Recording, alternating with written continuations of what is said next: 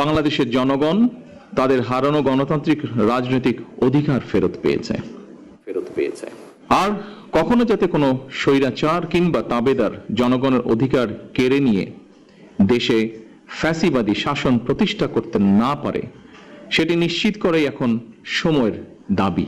এবং সেই লক্ষ্যেই বর্তমান সরকার দেশের প্রতিটি সাংবিধানিক প্রতিষ্ঠানকে শক্তিশালী করতে যথাযথভাবে পদক্ষেপ গ্রহণের চেষ্টা করছে।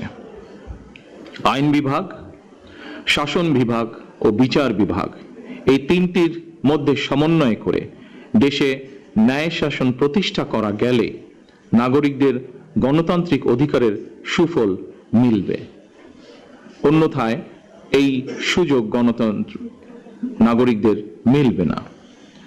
সামাজিক ভারসাম্য, সমতা এবং অধিকার নিশ্চিত করতে ন্যায় প্রতিষ্ঠা আধুনিক রাষ্ট্র ব্যবস্থার অন্যতম উপাদান, যা মূলত নৈতিকতা, আইন এবং মানুষের প্রাপ্য অধিকার প্রতিষ্ঠার একটি মৌলিক দিক।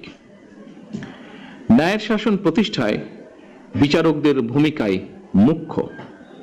এ কারণেই স্বাধীনতার ঘোষক শহীদ রাষ্ট্রপতি জিয়াউর রহমান সংবিধানের ৪র্থ সংশোধনীর মাধ্যমে হরণ করা বাংলাদেশের বিচার বিভাগের স্বাধীনতার দ্বার উন্মুক্ত করেছিলেন।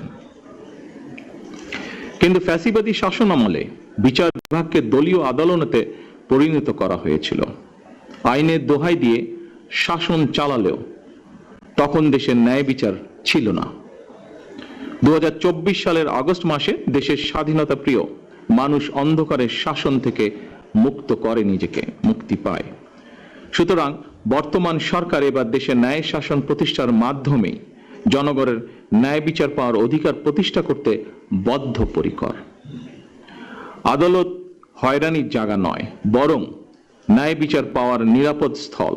জনমনে এমন বিশ্বাস দৃঢ় হলে সমাজ থেকে মব ভায়োলেন্স ও দূরীভূত হবে বলে আমি ব্যক্তিগতভাবে বিশ্বাস করি। এই জন্য বর্তমান সরকার ন্যায় এবং আস্থার জায়গা হিসাবে বিচার বিভাগকে প্রতিষ্ঠিত করতে কাজ করছে।